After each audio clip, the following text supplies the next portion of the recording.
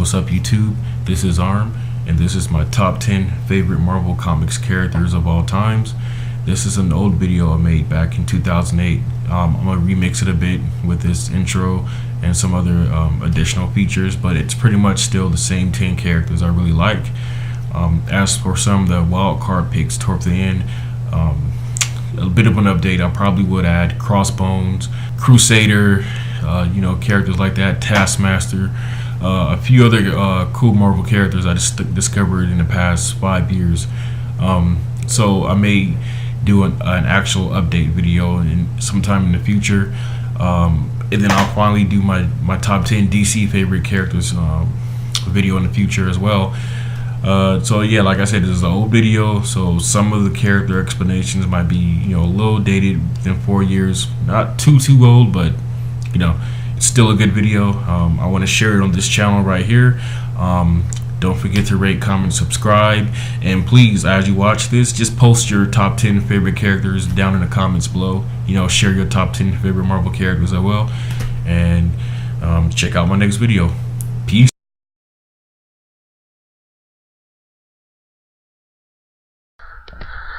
I like MOONSTONE because she's the field leader of the Thunderbolts. She has a sexy appeal to her as like a sort of like a loose, slutty type of female character. Not to be sexist, but that's her appeal to me. She doesn't take herself too seriously, yet she has a potential to be one of the most powerful female characters in Marvel Comics. She hasn't yet utilized the MOONSTONE to the fullest potential, as seen previously by Baron Zemo. MOONSTONE, being that she is a former villain, also gives her that edge of not really caring for the safety of civilians and people when they're out in the field on Thunderbolt missions. That's why MOONSTONE made my top 10, and I hope to see better things with this character in the future. One thing I always liked about Havok was his costume. I always liked how it was a good solid black, and you can see the blue lines that let you know when he's fully charged or his powers are active. Another thing I always thought was cool about Havok was not only that his powers were a special type of energy, but the way that they're drawn. How they're drawn in circles and they look like ripples of sound coming out from him. I always thought that was a pretty cool way to display his abilities. Another thing is his relationship with Polaris.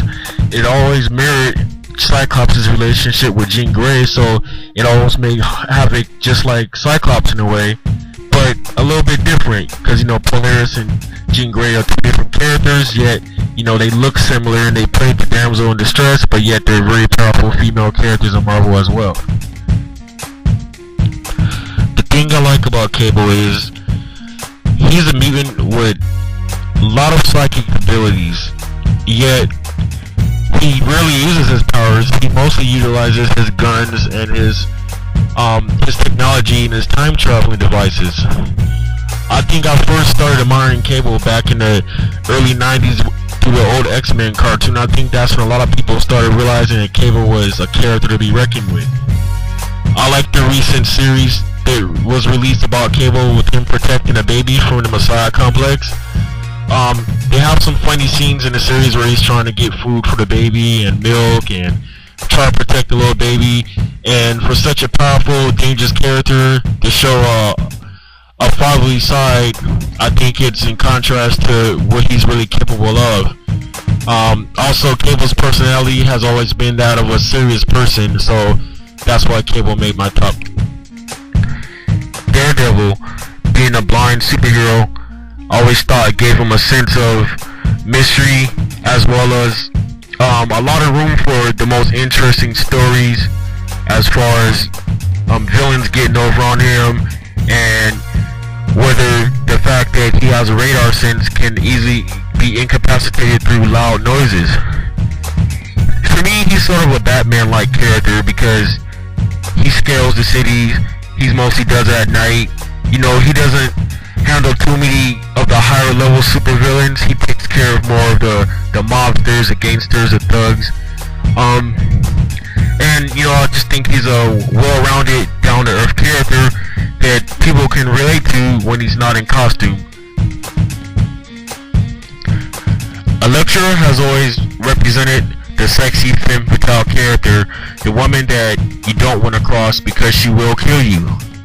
she has always been mysterious in nature due to the fact that she has been resurrected a few times, and she has had extensive hand-to-hand training at many different levels within her character history. In recent Secret Invasion storylines, it has been revealed that she was a Skrull alien, and it could have been possible that she has been an alien either before her death, her first death, or after her first death, and the original Elektra could still be dead till today. Only time will tell. Being a black man myself, I've always felt that the Black Panther was a very good representation of a black superhero within a Marvel universe. More or less, he's the Black Batman, due to the fact that he has absolutely no superpowers, yet he can manage to outsmart and beat his opponents who may be 100 times more powerful than he is. In addition to that, he is King of Wakanda, a small make-believe country within Africa that's hundreds of years more advanced than the countries around the world. Also, in recent storylines, he's been married to Storm for a few years, so that pretty much makes them more of like a power couple within Marvel Comics. Ever since he has married Storm, they have become very unstoppable, but I have my suspicions with the recent Secret Invasion storylines that they may recon that marriage and make Storm a Skrull. That also remains to be seen. Wolverine. I don't think I've ever seen more of a badass character from any comic book series from any other comic book company ever. The fact that he has an indestructible adamantium skeleton, razor sharp claws, and a healing factor pretty much makes him an unstoppable, nearly immortal killing machine. The fact that he has had so many things happen to him in his past, and his mixed in with his animal senses and his animal instincts, pretty much also gives him a bit of an unpredictable edge. He's been married to various women in the past. He has a son named Dakin. You know, people know more and more about Wolverine as time goes on, and it also gets generational. Wolverine to me represents a character that can go on for ages, and anything is possible with. Magneto represents the ultimate villain and anti-hero within the Marvel Universe. He pretty much opposes everything that the X-Men's leader Xavier stands for. He's pretty much Malcolm X to his Martin Luther King Jr. Magneto is powerful enough to do anything from pull the adamantium from Wolverine's bones to exploding any person using the iron within her blood. He is also capable of stopping the magnetic field within the Earth and stopping the Earth from rotating. Magneto has always been the ultimate bad guy. Frank Castle, aka the Punisher. I mean, he lost his family like Batman. His character came from tragedy of loss. But unlike Batman, he is very psychotic and he turned into a killing machine. Yes, he does kill, a lot of enemies and a lot of bad guys, but sometimes his methods are a little bit overkill. Blowing someone's head off, or purse snapping, pretty much shooting somebody in the leg because they didn't want to give up information, for anything from just throwing somebody over the rooftop for being associated with the mob. He doesn't really care. He also, like Wolverine, represents an unstoppable psychotic killer machine, and that's why he's on my top 10. The Hulk, to me, has always represented pure, raw, uncontrollable anger and rage. And not only that, but he has the power and the strength to back it up. The more angry he gets, the more powerful and the stronger he gets. He is an uncontrollable smashing machine, but he is not an uncontrollable killing machine. It has been revealed in recent storylines that psychologically and mathematically, the Hulk has never killed an innocent person in any of his rampages. So when you look at the movies, the cartoons, the video games, any of that, pretty much there's no innocent lives being taken when he's smashing buildings and throwing cars. I've always identified with the Hulk because I always felt there's a part of me that, yes, I am calm, yes, I am cool and collective, but I can get enraged and I can become Hulk-like. But seriously, that's why the Hulk is my number one character. Oh yeah, and also I like the color green. Peace. Wild card favorites.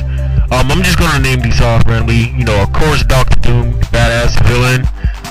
There's also, you know, Captain Marvel and Miss Marvel. You know, the Marvel character. You know, the icons. Moon Knight. You know, he's a Batman-like as well, but you know, a little bit of a killing machine. Nova. You know, Space Centurion, Human Rocket. Quasar. You know, has a quantum band. You know, he's more or less a Green Lantern. Ronan the Accuser. Man, Universal Weapon, badass character.